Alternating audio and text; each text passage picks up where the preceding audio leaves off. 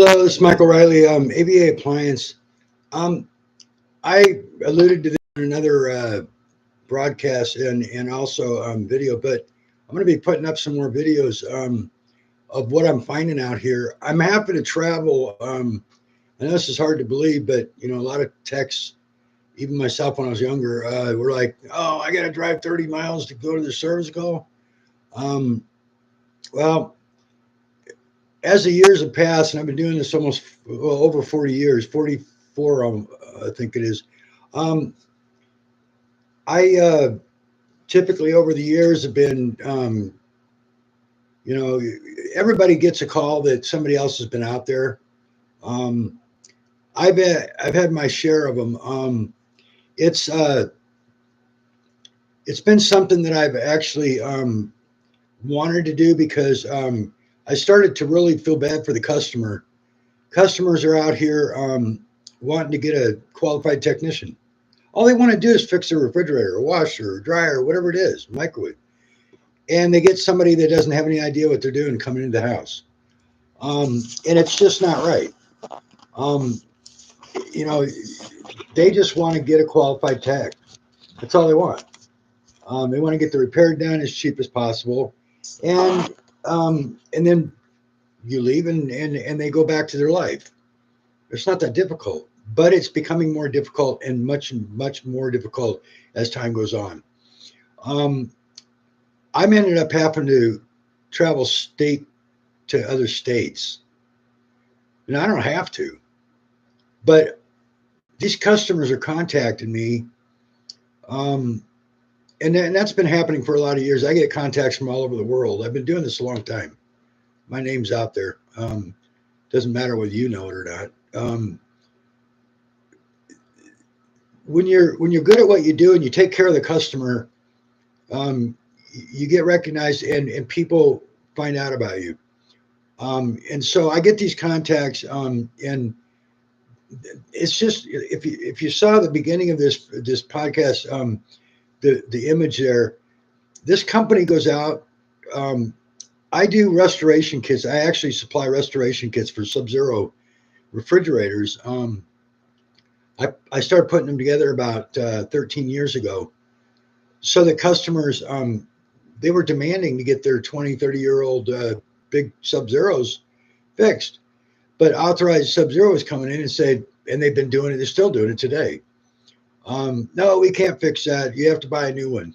They want to sell a new $18,000 refrigerator to these customers. So, and the customers can't afford this, and they don't want to because the unit's still in great shape. It just needs to be fixed. And then in these cases, the customer want to go a little bit farther and just don't have any more problems with them. They want to restore them, and which means if you haven't seen my restoration kits on restoreyoursubzero.com, that's where one place where they're at. Um, it's the sealed system restoration, which is for anybody, any tech that knows what they're doing, should already know what that is. Compressor, evaporator, heat exchanger, and the dryer. Um, and then I have a complete restoration kit, which is the sealed system restoration plus all the other operational parts. Once again, if you're experienced, you know what that means. Operational parts: thermostat, evaporator fan motor, condenser fan motor. Um, if it's a freezer, maybe the bimetal, because those are operational parts. They go bad, especially 20 to 30 years old, especially if they haven't been never been replaced before. And then the door gasket. So I sell these worldwide, actually, and I just had an order from England. And the biggest problem is that they want to get this done, but they can't find a service company to do the repair. It's just unbelievable that it's become so difficult to get a service company to do a repair. I mean, these customers are like, "Are you kidding?" And I'm saying, look, don't go online and look at the reviews. Don't do that. That's the worst place because you got companies putting in their own reviews. about themselves. And then when I'm supplying the parts, um,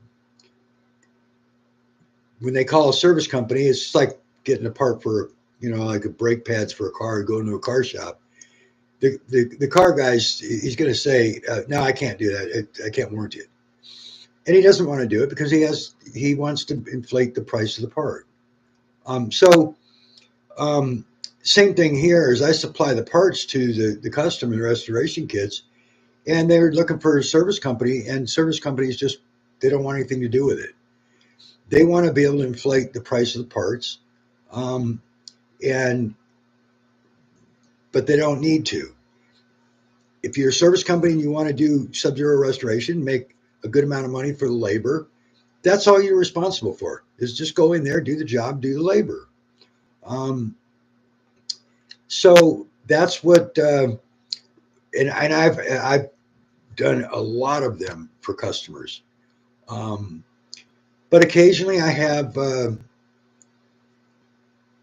what this is all about is companies that say, "Oh yeah, I know what I'm doing," and they go out there, um, and the end result is just disaster.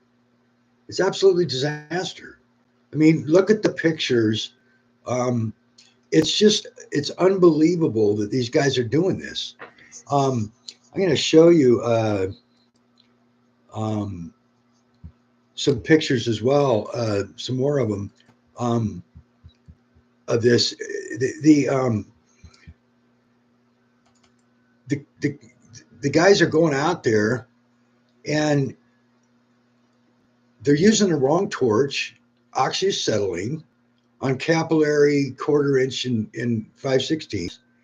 Um, but the other thing is that I manufacture some of these tube evaporators, the old Sub-Zero tube evaporators, that Sub-Zero has no longer available, and they're destroying these things. Um, Evaporators. This company, this customer got a hold of me and bought restoration kit, and then they came out, Jeff and Chris, uh, and said they knew what they were doing. I even talked to them ahead of time, um, but they did everything but what they told me. They even were good about telling me lies. Um, they went out there and they destroyed this guy's refrigerator. It worked before they showed up. It had a leak in the low side. So um,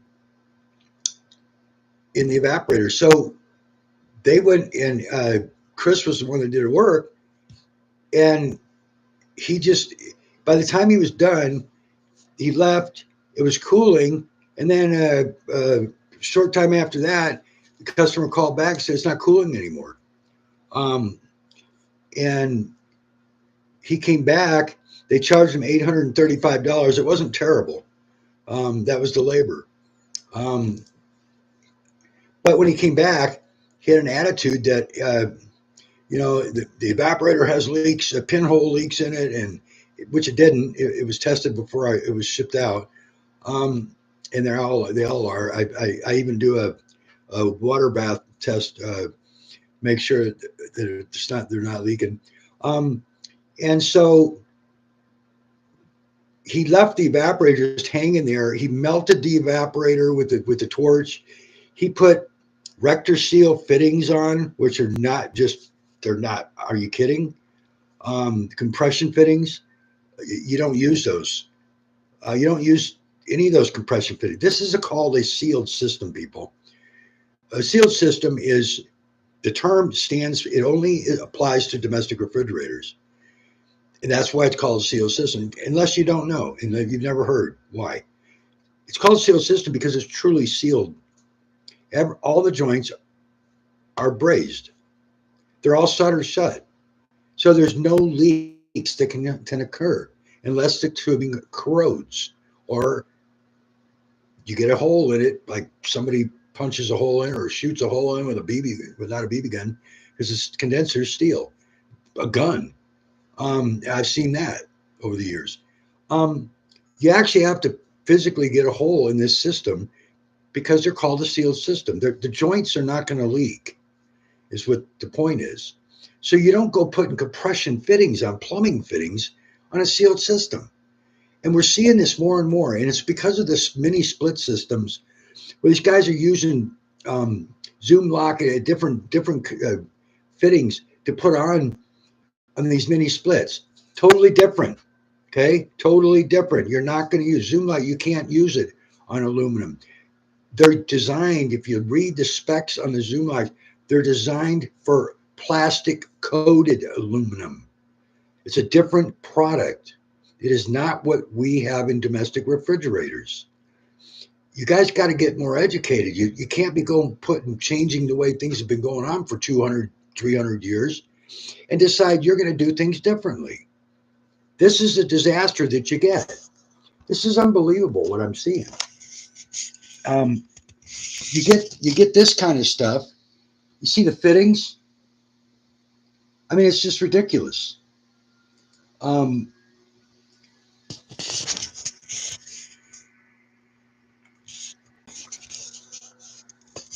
I don't know if you can see that or not. It's hard to do this because I can't see my screen as I'm doing this.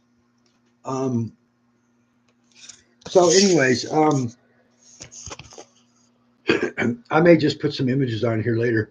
Um, I'm new to this podcast stuff, so I don't know how this all works as far as showing images and stuff. I thought there was a share where you can share files and stuff, but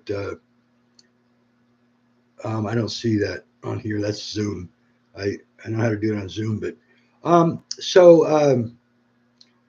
the problem is that they're just destroying these refrigerators. These guys left it. They just left it that way. They wanted another $1,000 to fix what they screwed up, and the guy just left it. He put these fittings on. He melted the tubing, and he left it. Now the guy's got no refrigerator at all. So I had to fly out there to fix this for him and take a new evaporator that he destroyed and fly out there. The guy didn't have, he was a fixed income. And so he paid for my flight, and I got to take all my tools on the plane.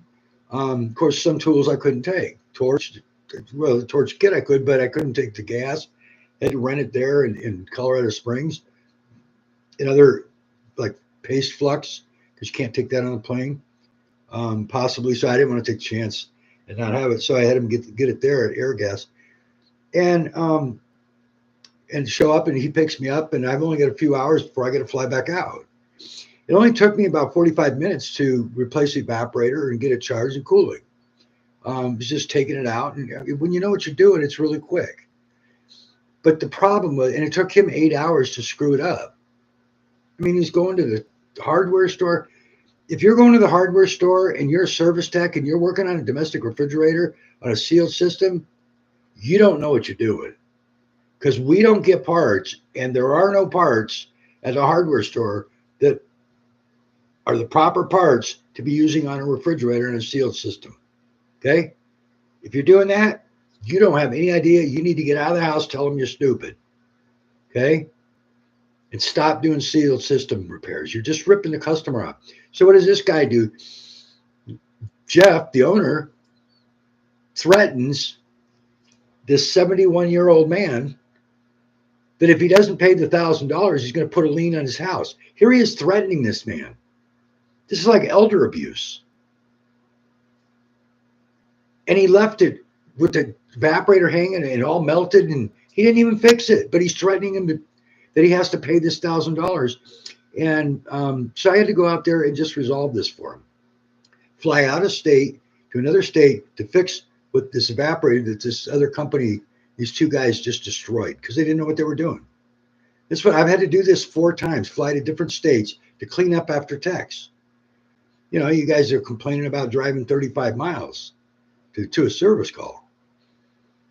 Try carrying the tools on a plane, you know. But the point is here is that I don't understand why it's gotten so bad that we have some techs out there don't know what they're doing. Is it the training? There's no training. There is no really, there's training. Guys learn in the house, but You're learning the wrong way, just like the torch. I mean, what do you use an oxyacetylene, a cutting torch on a refrigerator, the capillary tube, and it melts the capillary tube. It's the wrong torch. Acetylene is the proper torch. It's 1400, 1700 degrees.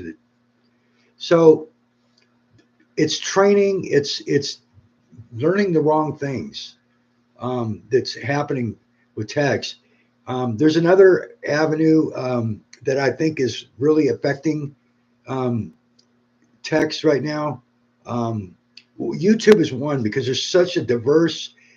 There's wannabes on YouTube that have no idea what they're doing, um, giving out information. And I've seen videos where this is dangerous what these guys are telling to do. I mean, you burn a house down with what they're telling text to do, and they just think it's a Bible.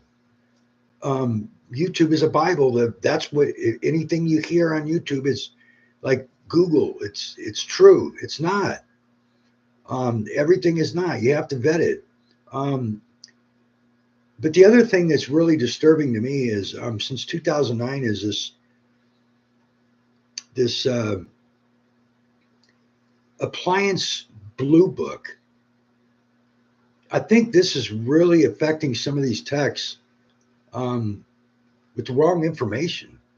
They suggest that you get the diagnosis by putting in the database what the complaint is. It tells you what the parts were used before. So it's basically like diagnosing it for you, what parts you need. And they're suggesting you order those parts before you go out to the house so you only have one call complete. You don't have to go back again because you have the parts with you. You can't do that. I know that any technician and service company that knows what they're doing is going, you can't do that. Of course you can't. They're suggesting that there's no need for a technician to diagnose anymore. That their database will diagnose it, tell you what parts per complaint. Well, the complaint can be totally different.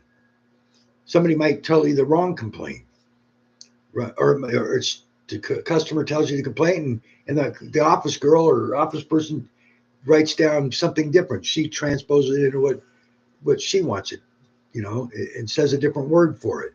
So it means a totally different thing. Hearsay from one person to the next is always different when you get it to the third person, especially the fourth or fifth. But I don't know what's going on with these. But what's even worse is this criminality, verge of criminality that's going on. You're going out there and ruining somebody's appliance, and then you have the gall to threaten them for another $1,000. Like you're trying to. Are you kidding? So I'm telling these people, I've been on I had to fly to 4 different cities here, not recently. I'm telling these customers in Colorado Springs, I told them to report that person to the Attorney General. Um, Threatening him, and the guy knew he was an elderly person, 71 years old on a fixed income, and trying to rip him off and destroying it and leaving it non-operational, and then threatening him. That's criminal. That should be criminal. I think it is. And it's actually what I would think would be financial elder abuse as well, um, somewhere in that category. You can't do this, and we need to stop people from doing this. Techs, if you know techs that are doing this, I don't know what we can do about it, but we got to stop this. Customers are getting us.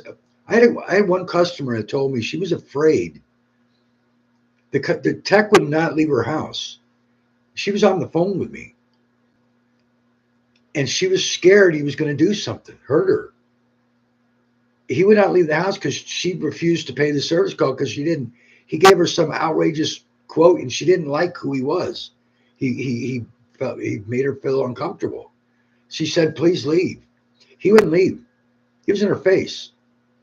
Um, she described him as a foreigner. I don't know what that meant. Um, Foreign accent, or whatever. And um, so I actually called the police for her and sent him out to her house. Um, Customers don't need to be dealing with this. This is terrible. Threatening customers. This is not the way you do business. You're going to make customers fearful, even more so. of service technicians. There's no reason for that. So what if any legal authority is listening or sees this, maybe your state needs to do a little bit more of a control over appliance repair, because I know a lot of states there's no control over it. Oregon is overboard. It's you have like a contractor's license, and that's overboard. Um, but there needs to be some governing factor over it. And I'm not one about government. I'm not at all. But there needs to be for the safety. There's BEAR in California, Bureau of Electronic Appliance Repair. It's called something else now, but it's BEAR. Everybody knows it by BEAR. Um, and that is a consumer advocate that's in Sacramento. Um, and when customers have problems, they can contact them, and they actually control, because you have to get a license through BEAR to do appliance repair. You don't have to do any testing. You don't have to take any classes or anything like that. You just have to pay 265 or whatever it is a year and license with BEAR. So that way they can control. They're the consumer advocate. If consumers have problems, they can go to BEAR. And that's why I think every state, something similar to that needs to have, because customers a lot of times have, all they can do is try to sue them, and they don't want to go through all that. So they lose all this money, and if they're threatened and everything else, you know, they don't do anything. They just want them to stay away from them. You know, they're 71 years old. They don't need trouble. And they're also afraid if they do something, they're going to come after them even more. And this is terrible, the way these certain service companies that are doing this. And it's nationwide, um, worldwide. I mean, we have crime everywhere in the whole world. But I've never seen it, and I've never had to go out till recently. 4 different states I had to fly out to clean up these horrible messes.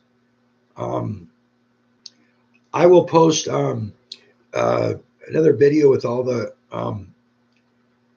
It's going to follow this up actually, with all the uh, imagery of what I ran into when I went out to this Oldham is what I'll call him, um, to his house in Colorado Springs, and what I found. I mean, I saw this ahead of time because he sent me pictures. It was just I just had to shake my head. I was like, "Are you kidding me?" And I think a lot of you would be shocked as well that there's techs out there doing this to customers. Um, I mean, I can understand not knowing what you're doing and screwing up, and then but destroying it and trying to get another $1,000 out of him, threatening him with a lien on his house, his only livelihood, his home, 71 years old. I mean, this is terrible the way this guy was treated. So I had to go out there. Like I said, it was only $200 labor, but I had to fix it for him. It wasn't about money at that point. It was about this customer deserved to be treated properly, and to have a refrigerator that's operational.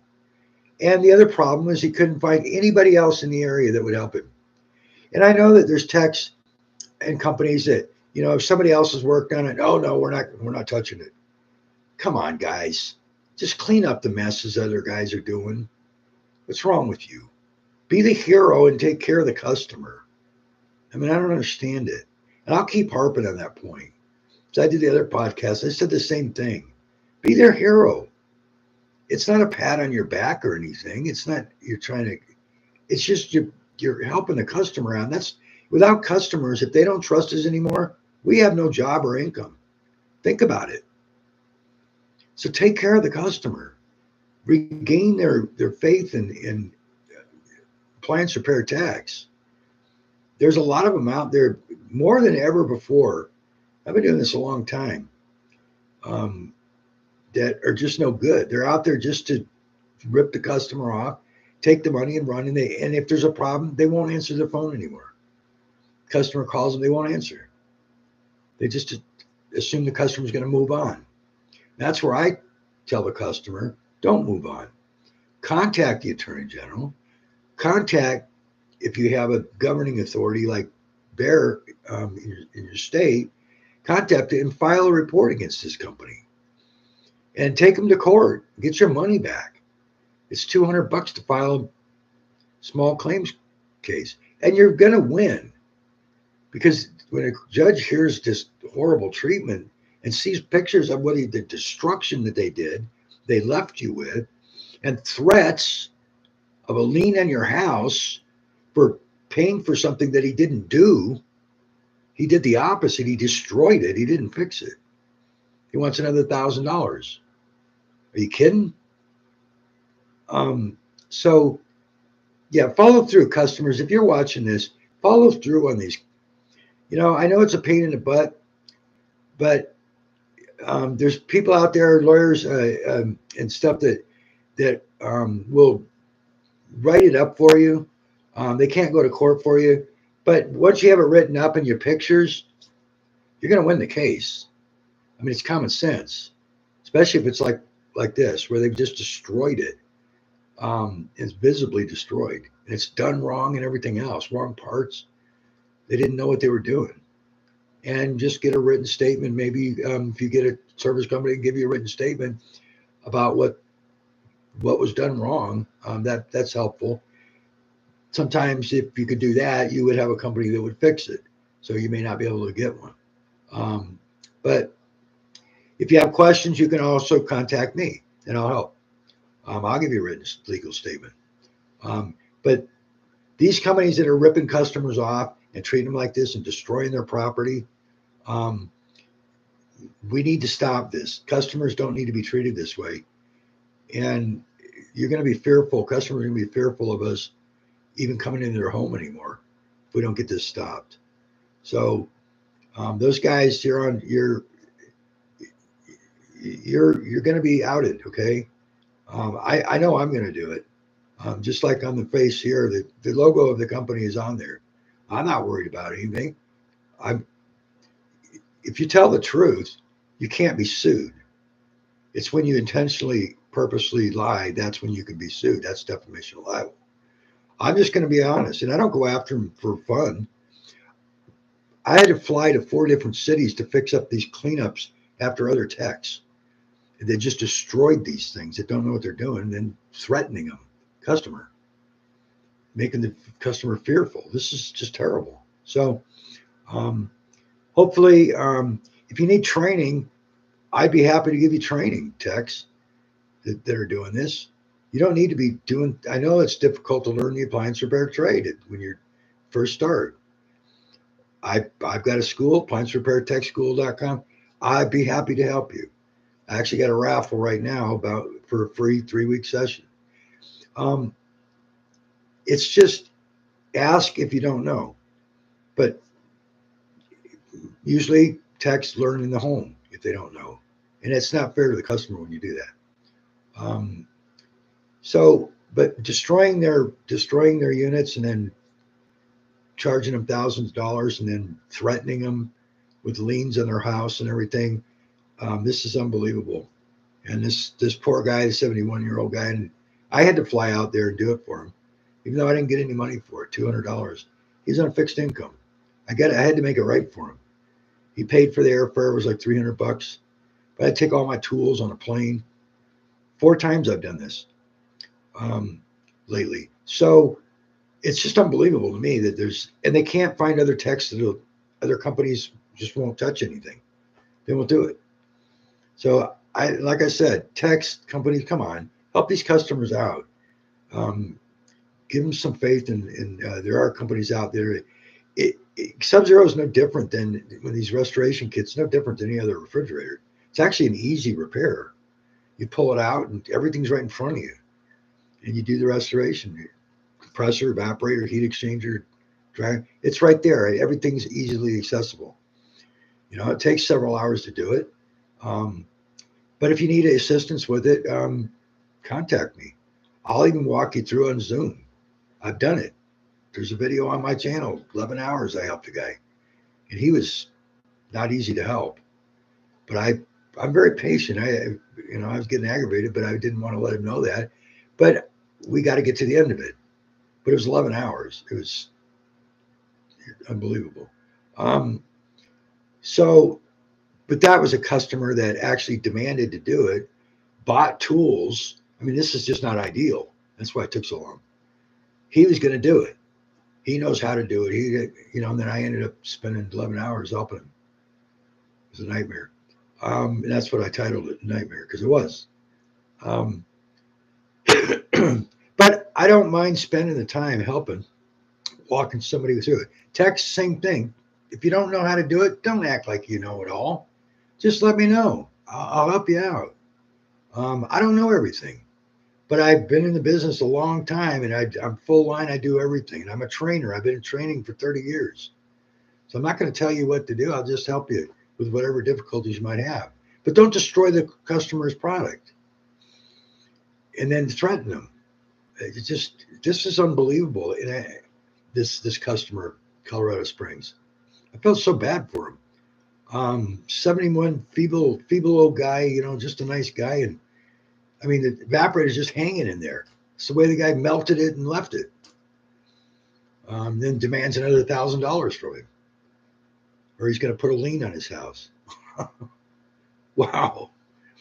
I guess, in that kind of case, he's just lucky you didn't kill him, because that happens these days. It's just terrible. Tex, we don't need that kind of reputation out here, companies. So, I mean, here's 4 in a row. If you know guys like that, we need to do something to stop this.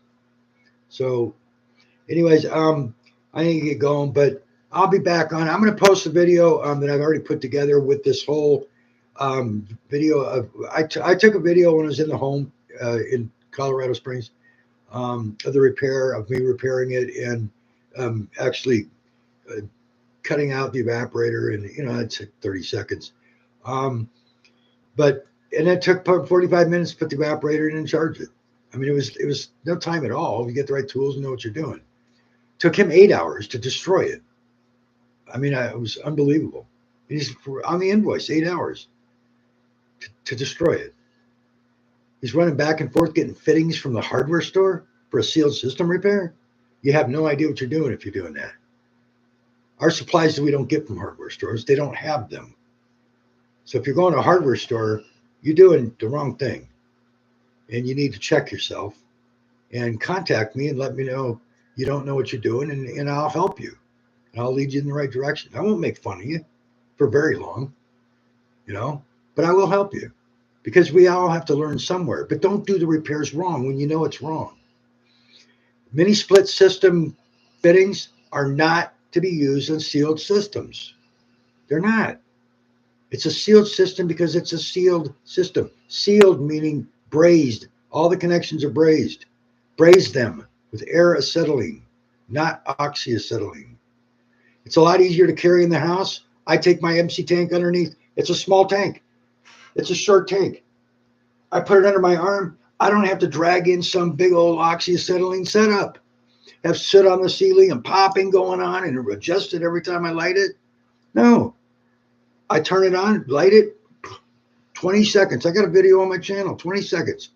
Took to braze it. Guys saying it's not hot enough. Yes, it is. It's perfect temperature, 1700 degrees. Oxyacetylene, 3,000 to 6,000 degrees. If you want to go work in a scrapyard and cut metal, there you go. Use oxyacetylene. Or HVAC, the 5/8, 7/8 lines, the bigger lines, you got to use it because they don't get hot. You can't get it hot enough with acetylene. I used AC on AC. I used air acetylene. I never used oxy. I've never used oxyacetylene for business. Never. It's too hot, and I'm not going to sit there and adjust. I'm not going to do it. And I'm not dragging some big setup in the home with me. That's not doing it. I carry that under, and I have a toolbox in each hand, and my torch under my arm, and I got everything in one trip. Especially if you got to walk, a mile away. Sometimes we got to do to get to the job if it's downtown or something. One of the high rises, you can't park. The customer won't let you park in their parking garage, which is crazy. I don't know why they won't sometimes let you do that. But you got to end up dragging this stuff in multiple trips is just not fun. So it's it's just something that if you're out there and you're struggling, don't destroy the customers. I mean, I just had I'm going to post another video here in a day, probably today also, of a call where another guy was out in Washington and a tech, and he contacted me, and it was a customer I'd sold the restoration kit to. He installed it, but he made some mistakes. But we communicated, and I said, and then I looked at a picture.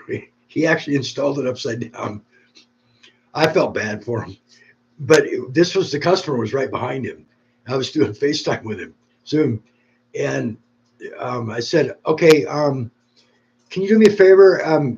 Can you go out to your truck? And I want to ask you something about something you got in your truck." He went out to his truck because I'm not going to talk in front of the customer.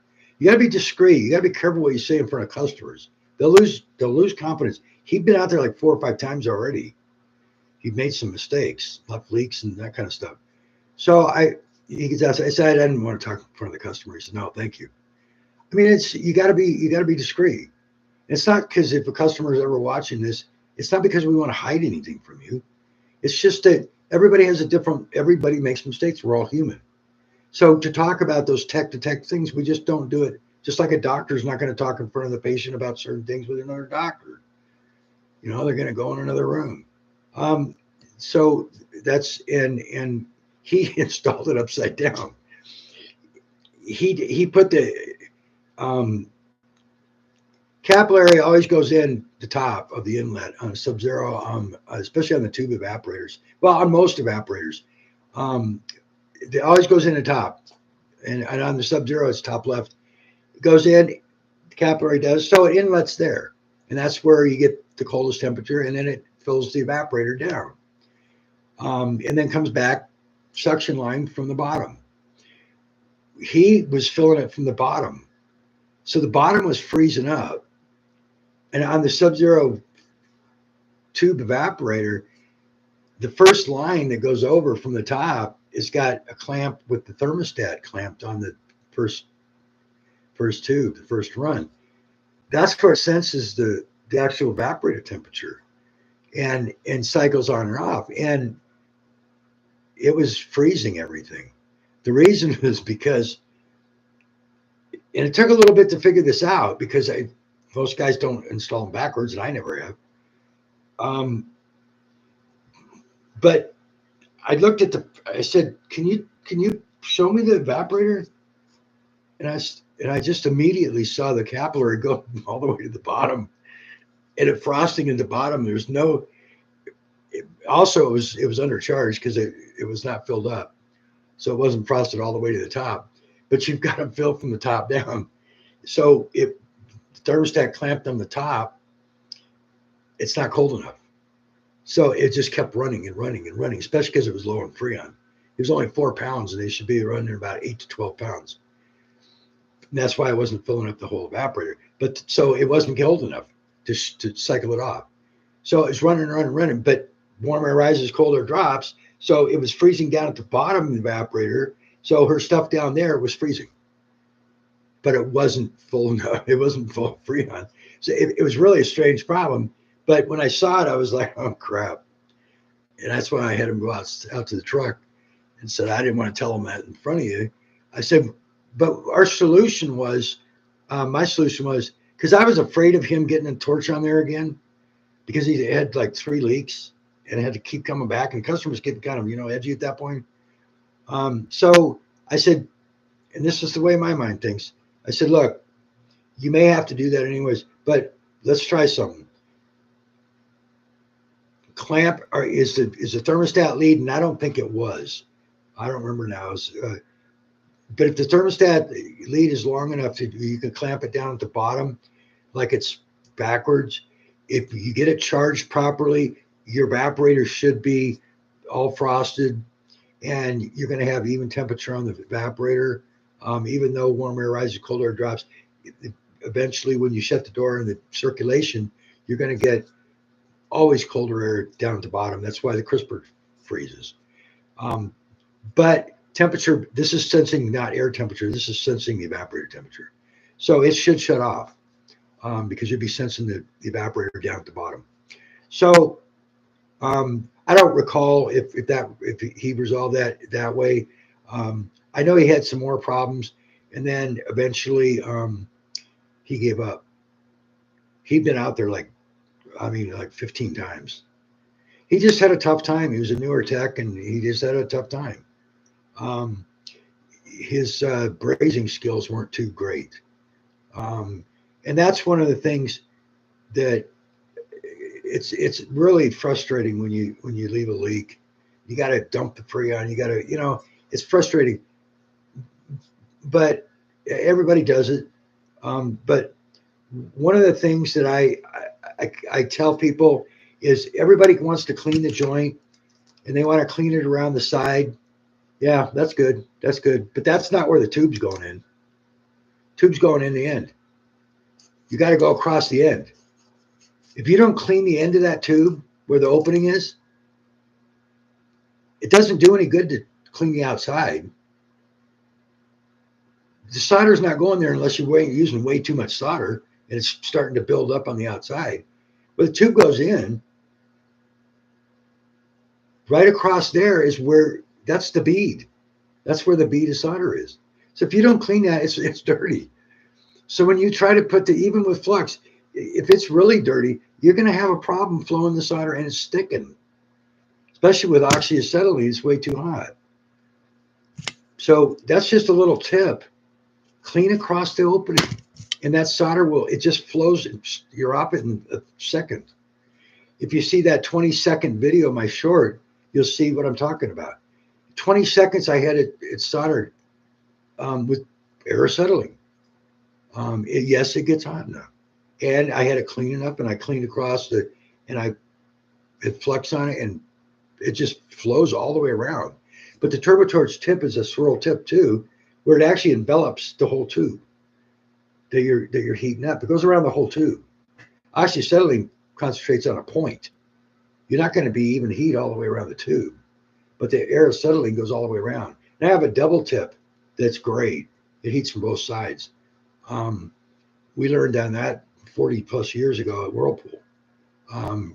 I've never seen one since, but and I don't use it much, but I have it there for tight spots. If you want to get in there, and the flame is shooting at each other, so it's not all this flame all around like everybody's worried about. Usually, it's not a concern. I mean, I had oil spit on me one time from a compressor, and I was sitting on the floor. This is Detroit. It was inner city, and the torch it lit it, so I was on fire. The customers screaming, and I was like, relax. I'll put it out. Don't panic. It's you just got to rub it out. It's not going to catch you on fire and burn you up. It's just specks of oil, and when they burn off, it's not going to burn your clothes either, usually, unless it's a big amount of oil. But she was panicking like crazy, and I was like, relax. So it's the repairs are they're kind of, if you haven't done them and you're new to them, they're kind of difficult. I like to give tips, and one of the tips that I give is like a capillary tube. Inserting the capillary, insert it farther, 2 to 3 inches. Don't go where you get to a stop. If you do, pull it back a little bit, just a little bit. But the main thing is, before you put it in, same thing. Clean it real good around the sides. Don't clean across the bottom, because you don't want solder to stick there, because it's gonna solder the capillary closed. And a lot of guys do that when they put the capillary in the dryer, is they'll solder closed. Tip is rub your nose and rub it across the whole of the capillary at the end. You got oil on your skin. You just put oil on there. You don't want to put regular oil on there. Don't do that. But you just go across there, and when you insert it, you're not going to get it on the opening. You just push it in there. When you solder that joint and keep the flame right on the collar, there's no way solder will stick to that hole at the end of the capillary. It can't happen. It's because it's got oil on it from your nose. Okay. Not around the side. Don't get it on the side, but just right across the hole of the gap ring. Um, if you've ever soldered one of those, and just about everybody has, and even when you've experienced, you can do it too if you're not careful. It's a pain in the butt. You got to dump the system again and start over. And sometimes you got. Sometimes I'm able to pull it out and reinsert it, but then you get solder on it. It doesn't want to go in there and everything else. Sometimes you almost have to put another dryer on. So, but there's tips that I have. I learned that from an old guy many years ago. And it's a great tip because I haven't soldered one shut since. And I'm good at brazing, but hey, we can all get it. And if you're cleaning it up, sometimes you don't get it totally clean, and then it's still having problems. So good. So we all screw up. When I do the videos, I was thinking about this yesterday, where I actually take out the outtakes, and I'm going to post some of those outtakes one of these times, because it's funny that even if you've been doing it 40, almost 50 years, you still will screw up sometimes. And that's just the way it is. You never know how long a job is going to take you because of that. It could be one of those days where you just shouldn't have rolled out of bed. And it's like everything, when you were an amateur, you didn't do these things like this. It gets frustrating sometimes. Then most days are like normal, because you get into a routine of doing everything, really making sure it's clean and all this kind of stuff. Along those lines, I always mention that I do not like using wire brushes, and I suggest people don't use them. Use emery cloth. Wire brushes, there's gaps between the wires, and when you're cleaning it, you're not hitting the metal, all of the metal. There's spots where the wire is not hitting, and it's not getting it clean. There's They have one that has like a brush, and you put it in it and rotate it. That's not bad because that's cross wires. But just a wire brush, don't use those. Use emery cloth because it's fine grit. You get the thing really clean. One spot, one speck, you could have a leak. So um, once again, I'll say it again: is if you have a question, when I deal with these restoration kits, I get texts. I tell the customer before I ship them the parts, have a service company talk to me before they, because I'm warranting the parts and they're factory parts. Some techs won't talk to you. Oh, I've been doing it. I don't need to talk to him. I'm not going to tell him what to do. I am going to give him some tips, because when he comes back to me and he says the evaporator has a leak, and I'm going to say no, it doesn't, because I tested it before I left. I shipped it. You caused the leak, and that's what I tell a customer. I tell a customer right up front, look, if that comes back that way, because he didn't contact me ahead of time, because they're using the wrong torch, getting it too hot, they're leaving a leak, and they always want to blame the part. Always. They never want to be honest with the customer and say, you know what, I left a leak. Customer appreciates that, actually, that you're being honest with them. They can tell when you're BSing them. They don't like that. He's lying to me. They just want you to get done and get out, you know. But um, but when you send me pictures, when I ask for pictures and they're black, the joints are black. First of all, I know you're using oxyacetylene because you way overheated the tube, and that's what oxy does. That's why there's oxygen in it. 3,000, 6,000 degrees. Um, and when you melt a joint, I know why, because the tube's all black. There's no guesswork. So you incriminated yourself by sending me the pictures that I asked you to send. And you told me it was the evaporator was leaking. This last one, the one that the picture on this podcast, that's the way that was. Um, he destroyed it. It's just insane. Um, so if you just ask questions, you don't have to act like you know it all. I just had a young guy yesterday. It was refreshing as hell. He said, "You know what? No, I don't do that because my grandfather didn't do that." He's talking about his grandfather. His grandfather taught him how to do seal system repairs. And he says, I've watched videos and stuff, and I like the way my grandfather taught me, because I don't do those things that now I use air settling. He said, I guess that's the old way, and it's the right way. It says it's the right temperature. I've tried that air oxyacetylene; it's just way too hot. Um, and I said, no, you're right. You're right. I don't know why guys want to drag this big old setup in the house. I mean, it's more chance of scratching the floor too.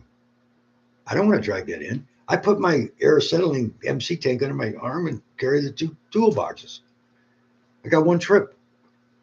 Um, and it's just a small little tank, and it's right in front of me, and it lights, and I don't have to adjust it, and it's the right temperature. And I mean, everything's positive about it.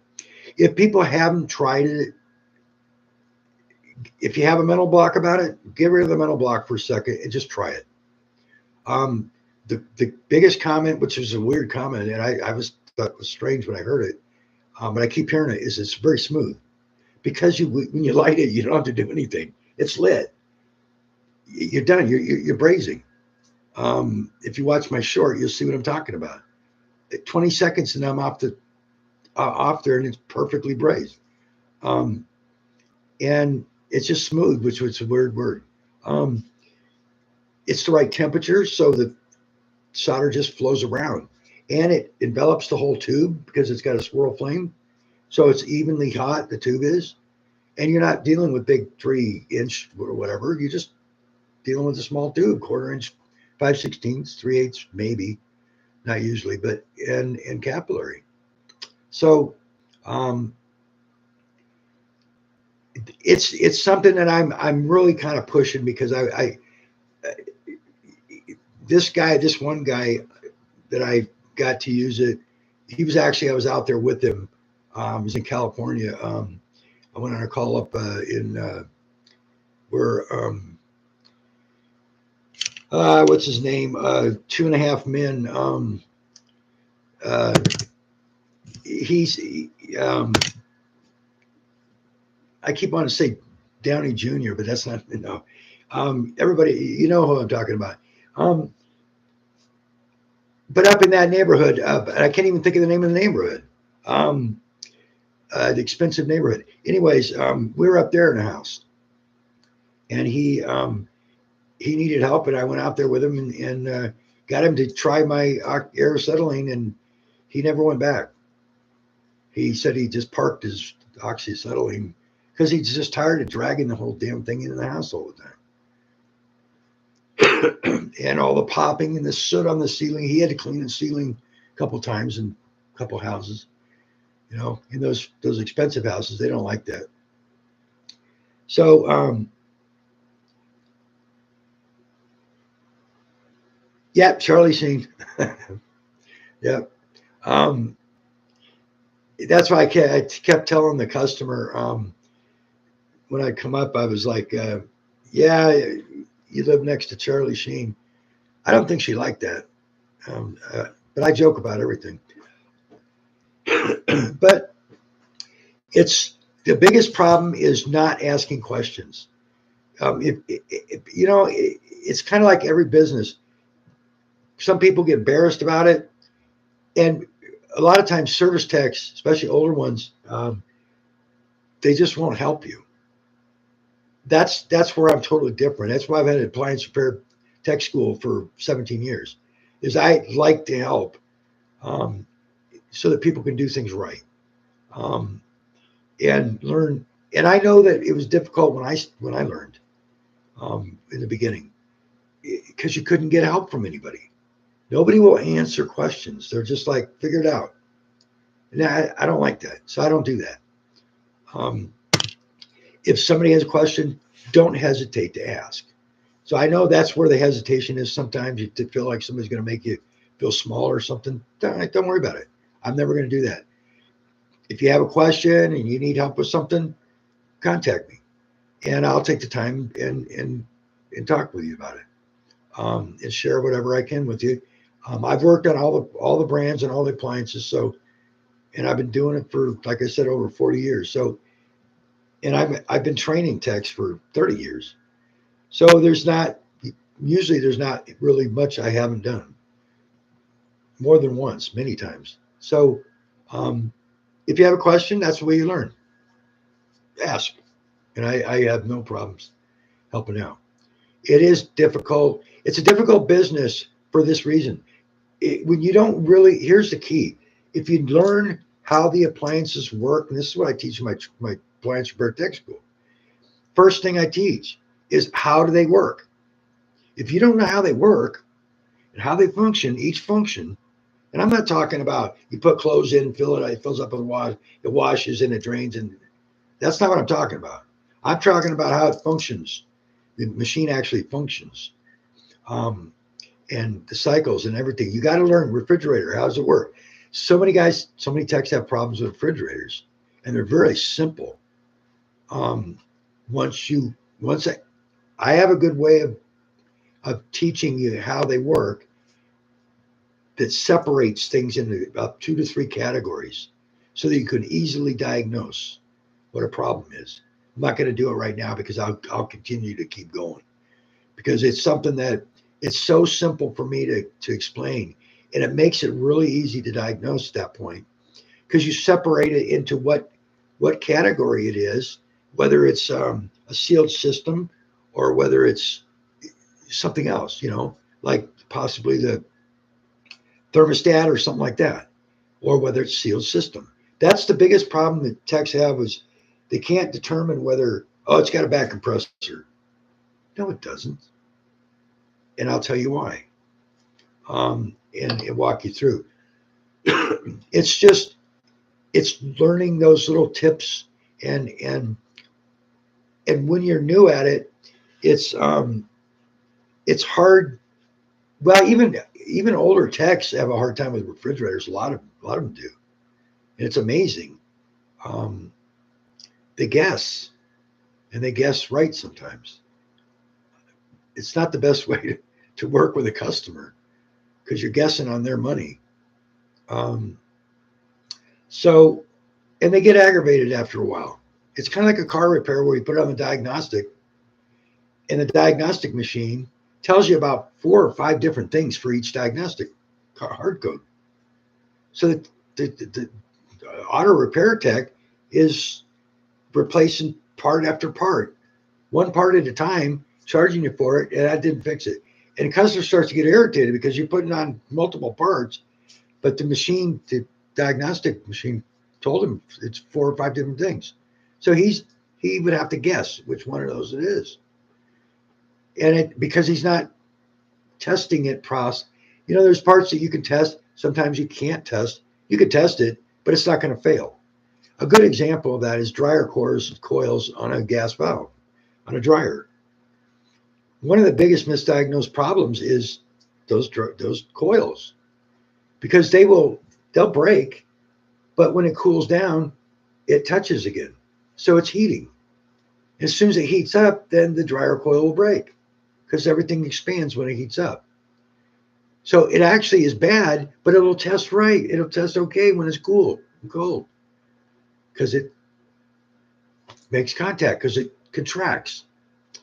And then when you run it, it stops heating. And it's like, so they'll replace the thermostat. If you got a dryer and you have coils, gas dryer with coils on the valve, don't go just replacing the thermostat. Usually that's not the problem. I haven't done washers and dryers for so long. I've been concentrating on refrigeration here for the last several years because I've been manufacturing evaporators and stuff. So, but the thermostat is going to give you usually not, it's not going to not heat. When a thermostat on a dryer goes bad, it usually doesn't open up and stay open. It just usually doesn't. It can, of course, but usually it'll stay closed, and then you'll overheat, and then your high limit can possibly go off as well. And most of them are not resettable. They don't reset themselves, so you have to replace the high limit and the thermostat. That's why Whirlpool's, I think it was 279-411, 279. I remember the part number. It's been a few years. They had one that had the high limit and the thermostat operating in the same bag when you got it, because you had to replace both. But the coils are notorious for going bad. I had five service companies out on a call. A guy called me, said, I have five technicians out here. They can't find out it was the coils. And I knew right away. I knew. I had him turn it on before I got there.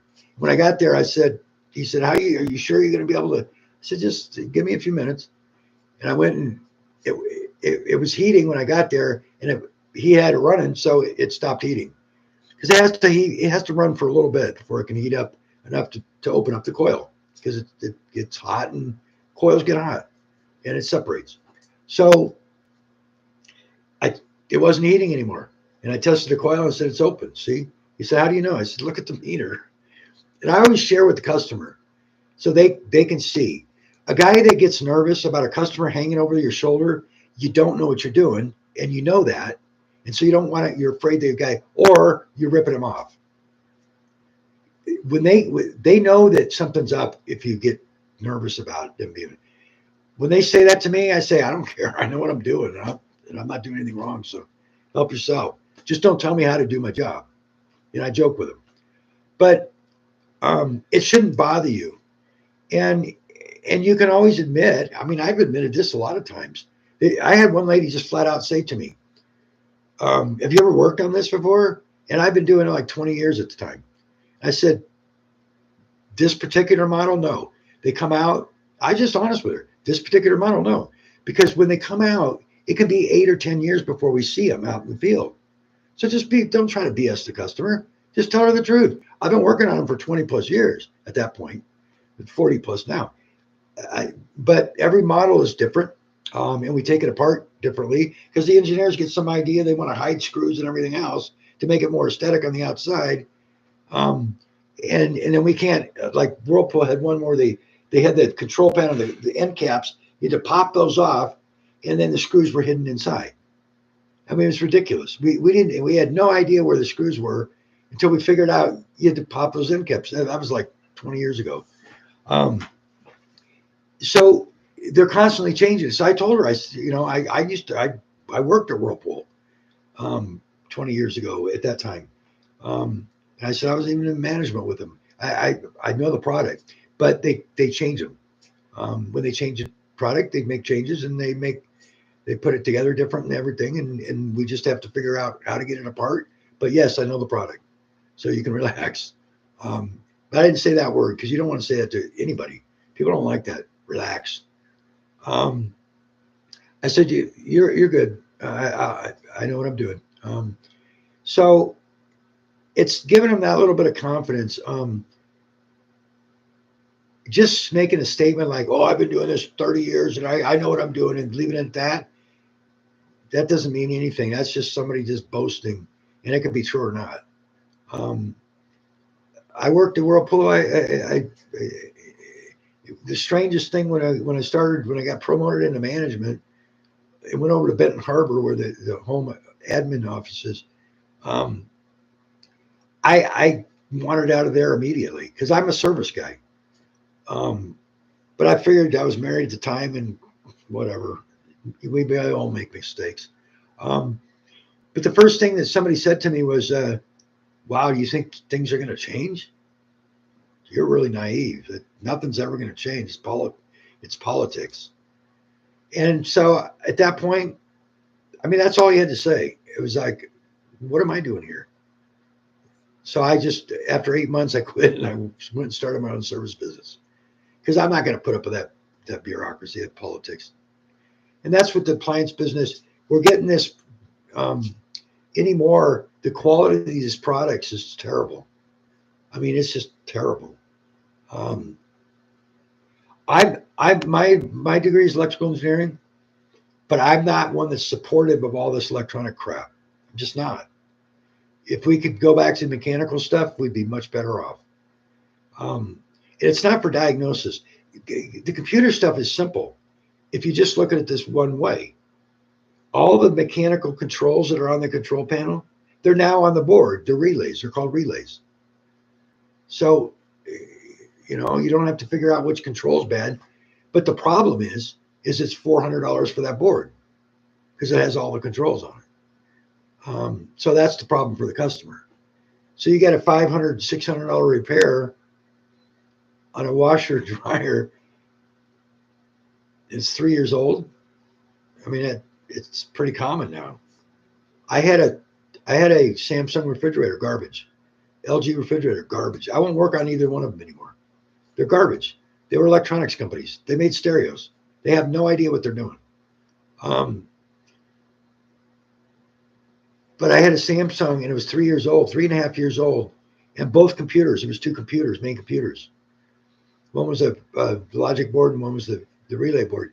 They were both bad, and neither one of them were available. 3.5 years old.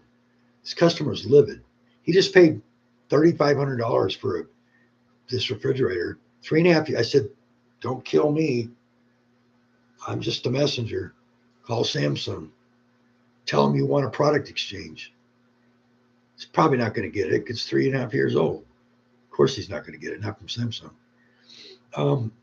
But unbelievable. So they're not even making the parts available where we can service. And I don't have to tell techs. You all know this. We can't always get the parts. Sub-Zero's doing the same thing with parts so they can force new sales. $18,000 refrigerators, and they're not the same size, so they got to remodel their cabinets. And if there's a lady involved, you're going to remodel the whole kitchen and probably the bathroom too. And that's a joke. But you're going to get into some major cost, and with remodeling too of the cabinets. People don't have that money, and they don't want to spend that money, so they want to fix the older units. And that's why I've concentrated the last several years, 10 years or so, 13, on Sub-Zero restorations. For one reason, it irritates the crap out of Sub-Zero. They're trying to force new sales, and I'm undercutting them. I'm getting customers to fix their old units. Sub-Zero came after me many years ago, and so I'm just helping the customer fix their old units so they won't buy new. There you go, Sub-Zero. That's what you get for attacking me unjustly years ago. I help the customer. You don't want to help the customer. Well, I'm gonna. So just like with flying out to different cities, $200 to fix this guy's refrigerator, but I had to do it. Threatening the guy, 71 years old. It's just horrible what this guy went through, Colorado Springs. And I had three other ones, same thing. Not threatened like that, but ripped off, and they wouldn't come back and do it right. So I don't know what's going on with that, but I don't like it. And I shouldn't have to be flying to different cities. I don't have to, but they can't find another service company to help them. So what I'm saying is service companies, come on, help these people. Sub-Zero is no different than, I can't stand Sub-Zero, but the customer deserves to have a product fixed. And I've manufactured evaporators for Sub-Zero's replacements that Sub-Zero's made unavailable. And it's irritating Sub-Zero, and I like that fact. So that's why I've stuck with it, even though I can't stand the product. But the customer deserves to have it fixed. And the other thing is Sub-Zero's yanking all the agreements out from underneath the service companies and parts distributors about 10 years ago, 13 years ago. It was just despicable what they did. So, but the main thing is take care of the customer. And if you're not sure about something, ask me if you want to ask me. That's fine. I'll take the time to talk to you, whether it's on the email or I don't like to do the email too long. If it's a problem that you want to have resolved, I'll suggest you call me because it's a lot easier to communicate verbally, and a lot quicker. And I get tired of typing, but we can get it resolved, and that's what I do. I don't like. I will say up front is that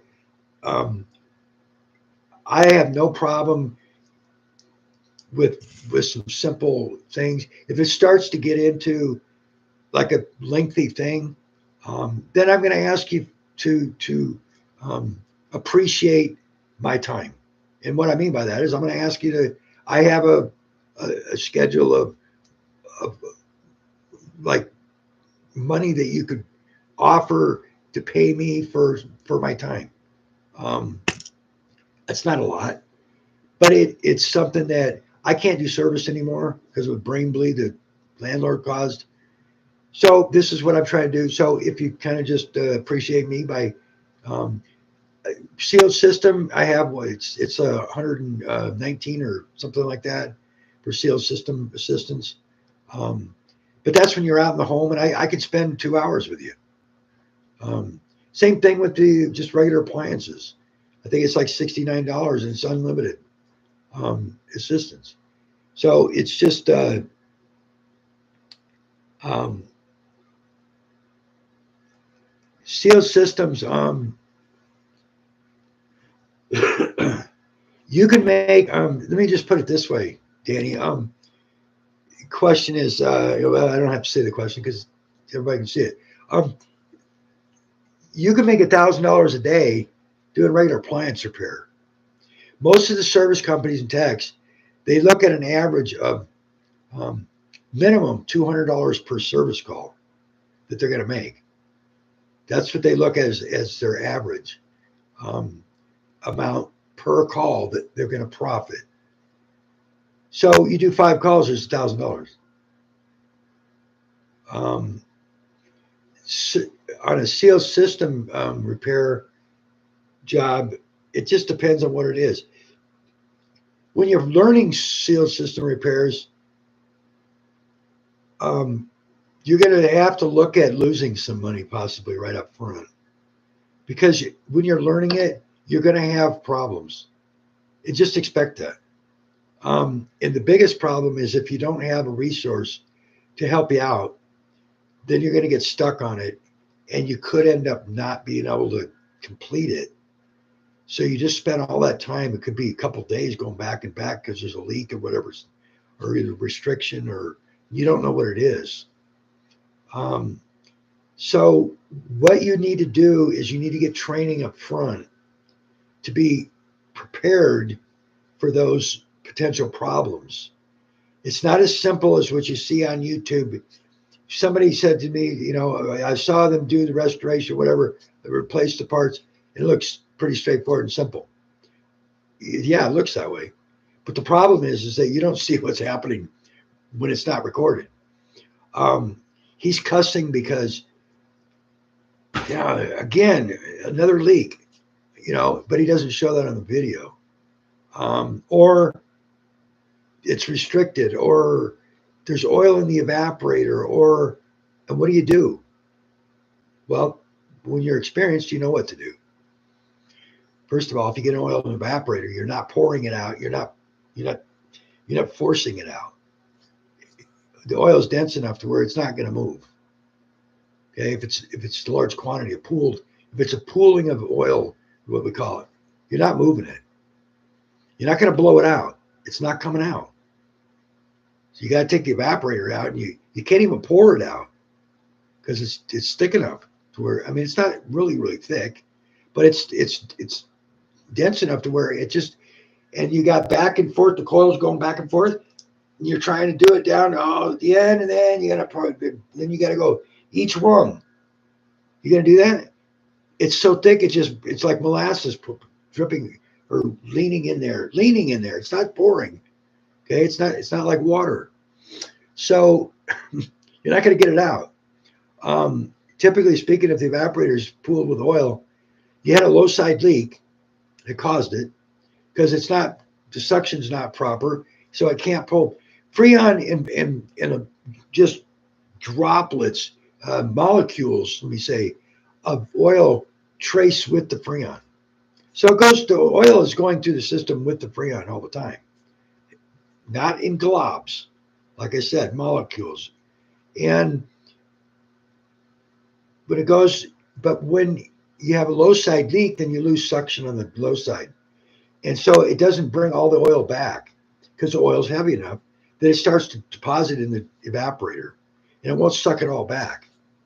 So that's what happens usually is the low side leak will cause it to deposit in the evaporator because it's the lowest spot in the system usually.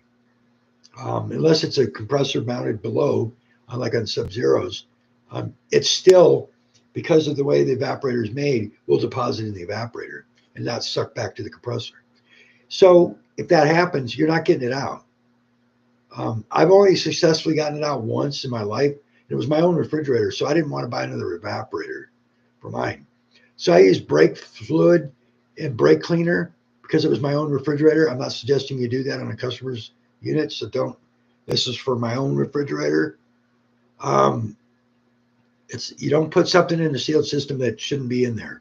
Okay, that's why it was my own refrigerator. So I was using what I knew would break up the oil, and then I was going to have to flush it out with something to get rid of the brake cleaner residue. But I wanted to try to see if I could get it out of there, and it was impossible. But I finally got it broken up enough, and enough brake cleaner in there mixed with the oil that it thinned out the oil enough, and I was able to get it finally get it out of there. But it took like 6 hours.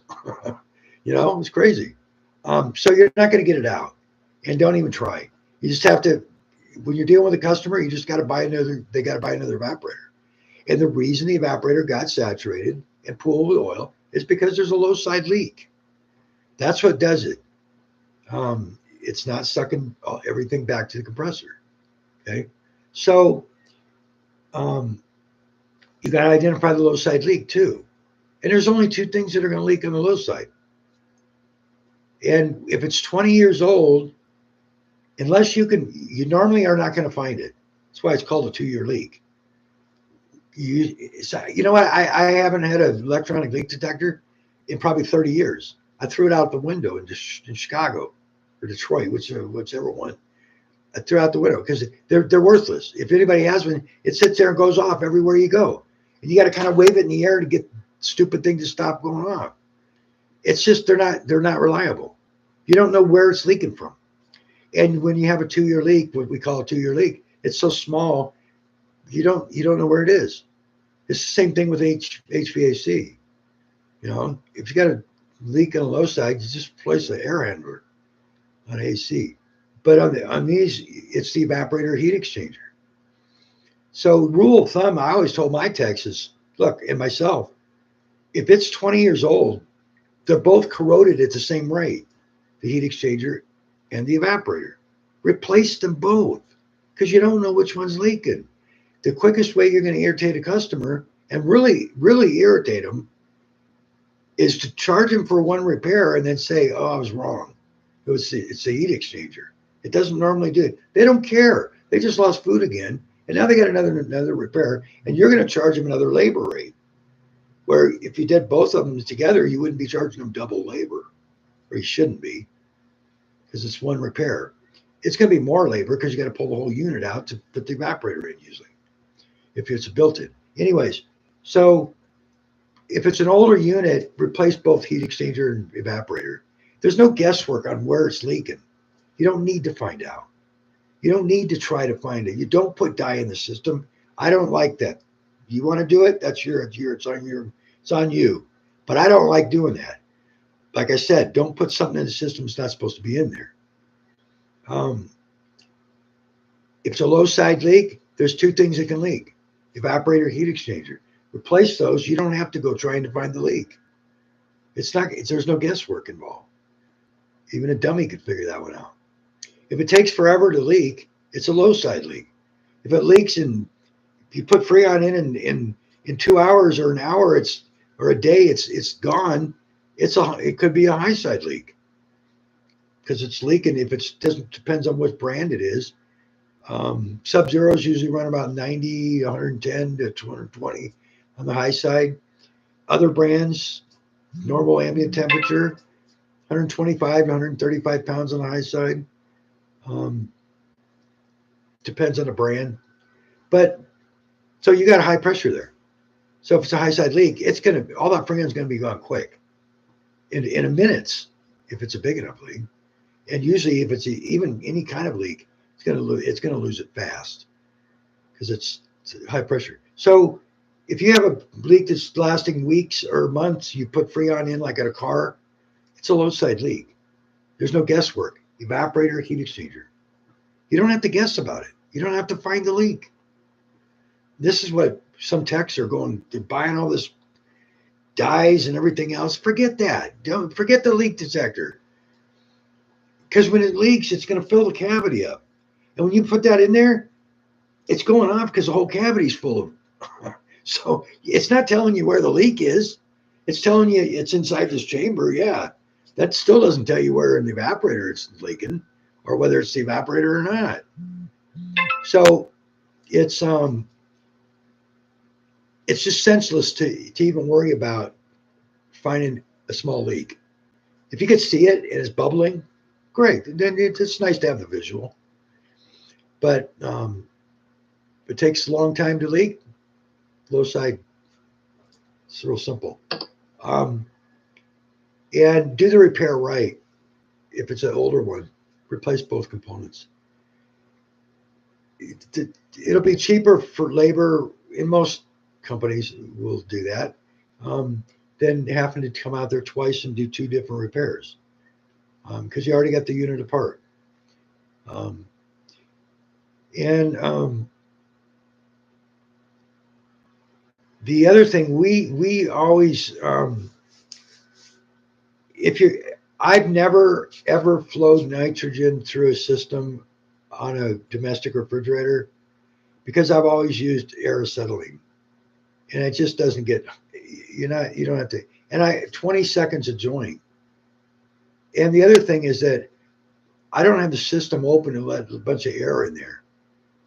So if you when you take a needle valve out, it's usually on the other end of the system, and I don't do it till I'm ready to braze the joint. So I don't have it open ahead of time, letting air get into it. And once you heat up the joint, there's pressure, and it's gonna force anything out that where that needle valve was. It's not coming in because there's pressure from the heat from the torch. It's making it pressure inside the tubing now, and so the air's going out. It's not going in when you're heating it with that needle valve removed. So I've never had an issue in 40 plus years about carbon with air acetylene. This job that I had to go out to was just unbelievable when I had to fly out to Colorado Springs, clean up after this technician that just destroyed this. He used air oxyacetylene, and the joint. He actually took. Also, the other thing that just blew me away was he didn't do the joints properly. Um, he actually took a piece of copper that was bigger and he smashed it around both the stub of the compressor and the discharge line, and then he had this tube around it. He crimped it down over it, and then he brazed all over it on both ends with solder, bunches of solder, totally black from the temperature, totally black. I can just imagine what it's like inside the system from his oxyacetylene and being just totally black on the outside. Unbelievable. Yeah, the guy didn't know what he was doing. He was sad for this customer to have to deal with that. So that's not what you want to do. You want to get the training ahead of time, and find out all the ins and outs. You're not going to know everything about it, but you have the proper training to know how to use a torch, what torch to use, how to diagnose properly. It's not refrigerators are a difficult one for too many technicians. I don't understand it, but I do have a way of helping make that easier. Just like explaining about how the oil gets in the evaporator. There's only one way it gets in there, or tipping the unit over. Excuse me, there's two ways. When you tip the unit over, the oil goes up from the compressor and it usually ends up in the lines. And usually, depending on where the evaporator is, the evaporator usually is a low spot. So when you tip it over and it goes up, the oil, when it comes back down, it ends up migrating into the evaporator too. And that's the problem. Is there's oil, that thicker oil in the lines, and when you turn it on right away, you can cause a problem. You cause a restriction. That's why you just let it stand for half hour. I've never had a problem. I laid them down in my truck all the time and delivered them and stuff. Never had a problem. But I always told the customer, just leave it set for about 30 minutes before you turn it on. But that's the other way you can get oil in the evaporator. And if you can't get it out, you got to replace the evaporator. Like I said, there's no cleaner, or you're not going to get enough pressure behind it. You can't, you probably blow the aluminum before you got the oil out of there. It's thick. It's not, I mean, it's not thick, like thick, but it's dense and it just doesn't want to move. Plus it's got to go up and down all those rungs and it's just not going to do it. Believe me, I tried many times over the years. With different evaporators, a smaller evaporator, you know, a small one, you're just tipping it and going. You'll get a little oil that falls out, but you're not going to get all of it out. So it's just this appliance. I just became aware of this, and I've heard it. It's stated a few times over the years, but I just heard about this appliance blue book, and I listened to the videos and stuff. This I can't believe what they're telling people to do. Don't buy this thing. Is my opinion. $269 for this appliance blue book. It's telling you the wrong things to do. It's giving you the perception that you can tell it what the complaint is, and you can find out what parts have been replaced on previous calls. Well, what difference does that make? What parts have been replaced for what complaint? Because you never know if the complaint is stated properly, and one complaint doesn't mean one problem. And where's the diagnosis? The technicians don't need to show up at the house anymore. That this database is going to tell you by complaint what parts to use? That's nonsense. Are they trying to suggest that technicians we don't need to diagnose anymore? And then he's telling you to get extra parts and take them out so you have first call completes. That's garbage. You're not going to get parts. One of them example was a control panel. So you're going to get a control panel and the rollers for a dishwasher. It's a dishwasher he's working on. No, it was dryer. An igniter. You're going to get a control panel interface also, because that complaint usually had that problem also, and that part was used. So you're going to order all these parts, take them out. No, you're not. Because if you do, you're going to end up being a parts store, because you're not going to return those parts. And if you do, usually there's a 25-35% restocking fee, or you're going to have a bunch of postage you got to pay. This is insane. You go out there, and when you know what the complaint is, if you've heard it before and you think what it is, it might be, and it's a part you carry in the truck, great.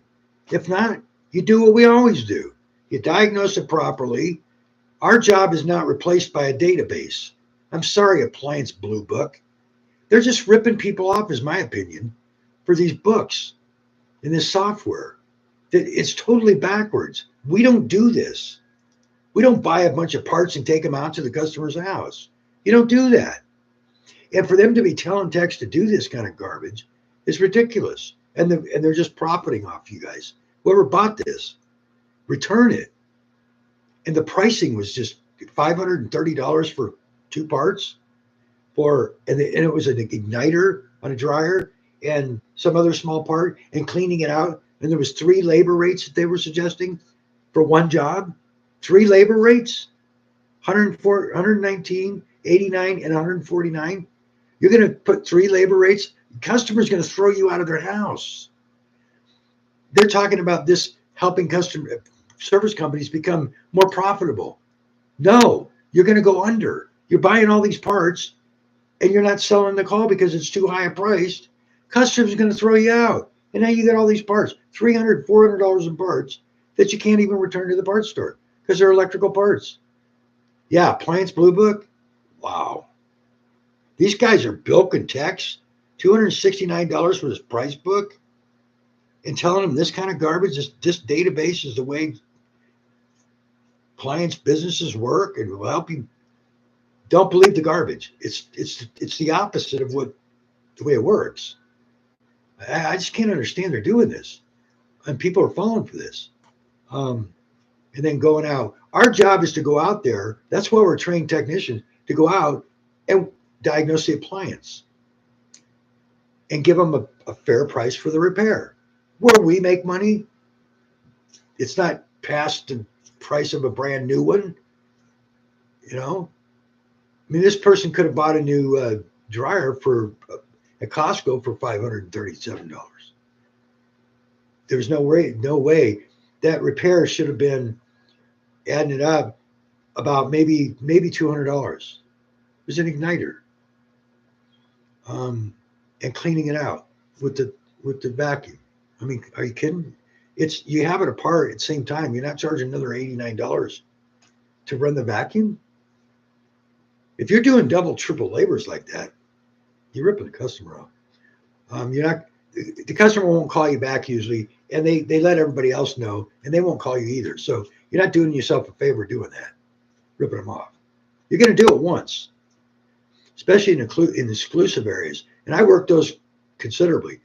Rancho Santa Fe, 30, $50 million homes, but I was allowed in there because I didn't rip the customers off. Because they have an email system. They let everybody else in the community know when somebody comes out if they rip them off, and nobody will call you. So there's stuff being talked about you behind the scenes if you aren't aware of that. And they won't say anything to you, and they won't even give you a hard time or anything else. They'll be like nothing's up because they don't want any confrontation. I mean, they might be a judge or something, and they don't want you even to know that. So they just treat everything, calm. Um, and yeah, no, this appliance blue book I don't understand it. It's just telling people text wrong in 180 degrees wrong, that we don't need to diagnose. We just tell this database a complaint, and you tells you what parts, and you go out with them. You order them, take them out with you. No, it's not the way appliance repair works. We'll be broke. You buy all the parts for every single call you go out on and delay the customer to go out there to get the parts. These guys don't know what they're talking about. I just couldn't believe it when I heard about this and started listening to their videos. Bunch of idiots, but they're making money off technicians, a lot of money. So be aware of that. There's nothing true about the way they're doing things. It's not the way we work. So um, my dog is calling my name, so I got to get going. But if you have any questions or whatever, and you feel like you don't have resources to ask questions of, let me know. And like I said, I have no problems giving you free help up front.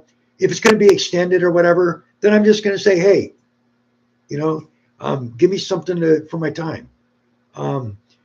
If it's constant and constantly, and it's extended and lengthy, that's my business now. I can't do service anymore. This brain bleed, so I can't go out there and do $200 a call. And I could, I just don't know if I'll live through it. I said I could start bleeding again. I may not stop. So it kills me not to be able to serve because that's what I do. I've done it all my life. So, but I like helping techs as well. I've been doing that for 30 years, training techs. My appliance repair tech school.com.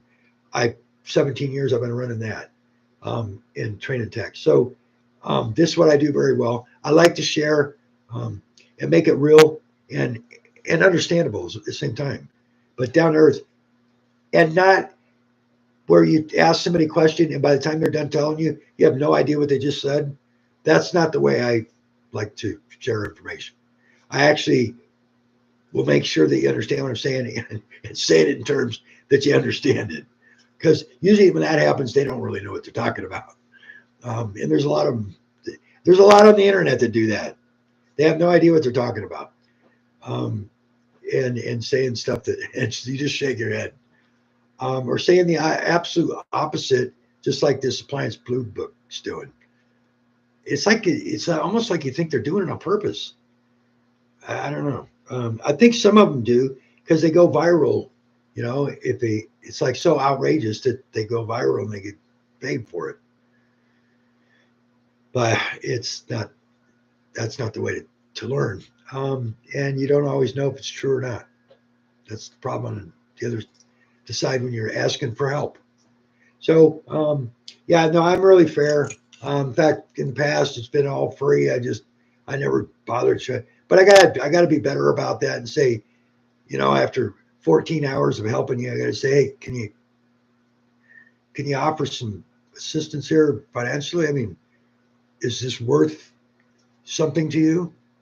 Um, you know, and I'm kind of joking, but at the same time, I'm not, because it's valuable. If you need help, I'll help you. The school is $5,000 for 3 weeks. It's like $25 an hour, is what it works out to. And I've had a lot of students, from all over the world, and they went back and started their own businesses. So it's I know it's valuable what I have to offer, but I hate charging too. So that's the difficulty I get into. Um, so but I have to get better about that. So, um, like I said, it's $69, and that's usually for several hours, for just appliances, heating and or not heating. I don't get into that anymore. Um, but seal system repairs, and diagnostic, and whatever problem somebody has, I can walk you through it and get it resolved. Doesn't matter what it is. What I do is take it back to the way it's supposed to work. Take it back to original condition. That's why I'm always able to fix it. Where I follow up after other people can't fix it. I just take it back to original condition because I know how they all work. It's supposed to work, and then I'm able to resolve any problem. And I've walked people through backing up, finding restrictions and systems and everything else. But the other thing is about doing that is I know where the restrictions usually are. So that's why I'm able to start in certain places, and certain things leave certain signs, pressure wise, whatever, different places where it's restricted. So it's just that knowledge, that experience that helps to diagnose it and correct the problems that you can't determine and you have a difficult time with. So if you do need help, best thing to do is email me. I occasionally have somebody find my phone number. Um, Calling me is not the best thing to do because I don't, with Google, all the spamming on calls and stuff, I don't usually answer. Um, Email me and then I'll get back to you. And I'll get back to you right away. Um, if you're in a customer's house, say, hey, I'm in a customer's house. If I'm not doing anything, I'm usually sitting in front of my computer now. I'll get back to you right away. You're probably still there. Probably be 10 minutes, or if I'm taking a dog out or something and coming back, it might be 10 minutes. Otherwise, it'll be right away. Um, so I know how those can be urgent situations sometimes.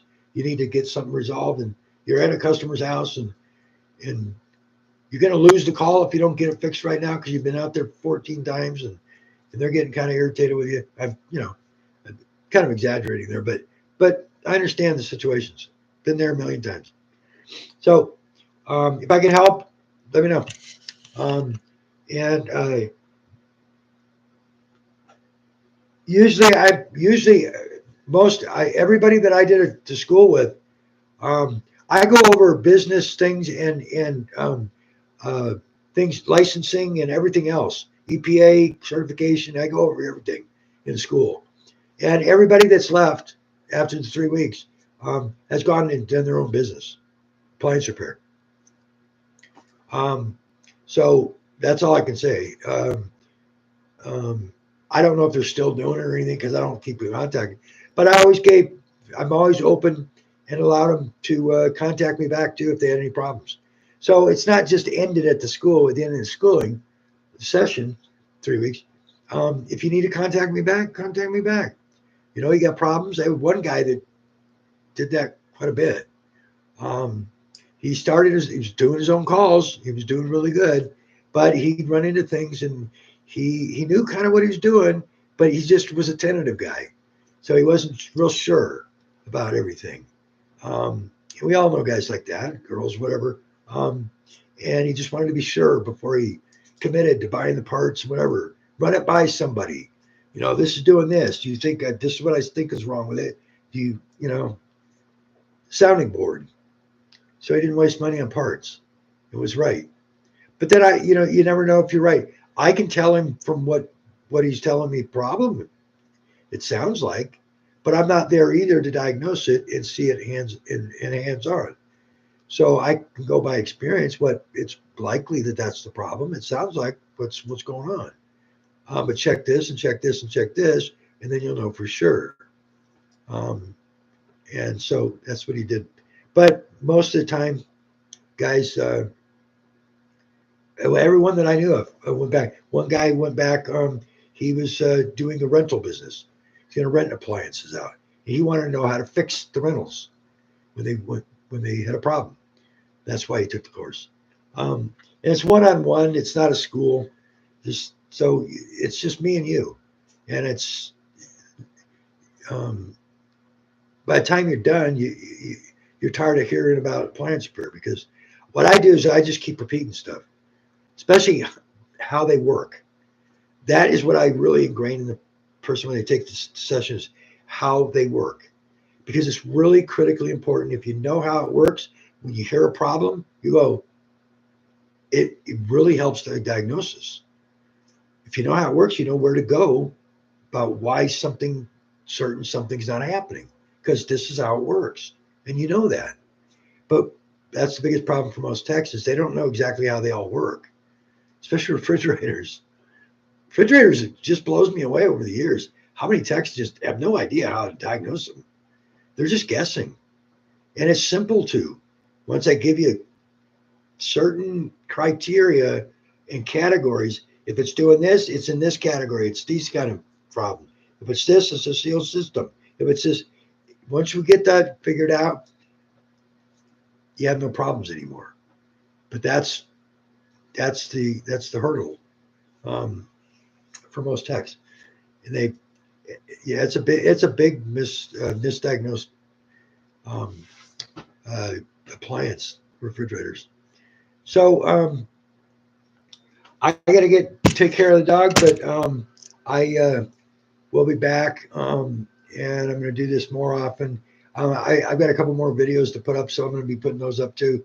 One with the technician where I had to help him clean up a sealed system problem, and then another one, this video about the going out to Oldham's house in Colorado Springs. I got to put that video up. I finished it. I got to post it. And you'll see what the mess is. This service company left. Jeff and Chris just destroyed this refrigerator and tried to charge him another $1,000. After they already charged him $800, almost $900. Unbelievable. And then threatening him. They're going to put a lien on his house if he doesn't pay this other $1,000. And they left it evaporator hanging and just destroyed. They didn't even fix it. They destroyed it. So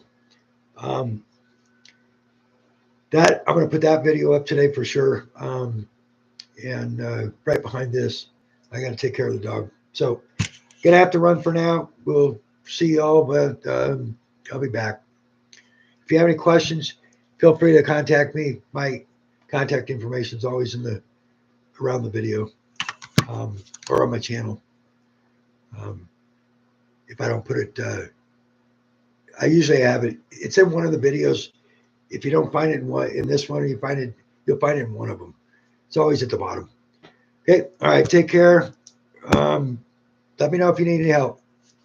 And also, always appreciate it if you subscribe. I'm trying to get monetized in the end. I'm not anywhere close. So I guess nobody likes me, but yeah, you need like 1,000. I'm like 300 and something. So, but I'll keep asking. So if you subscribe, I'd appreciate it. All right. And I appreciate the likes as well. All right. Take care. We'll talk to you or see you. Be talking to you soon. All right. Thank you. Bye.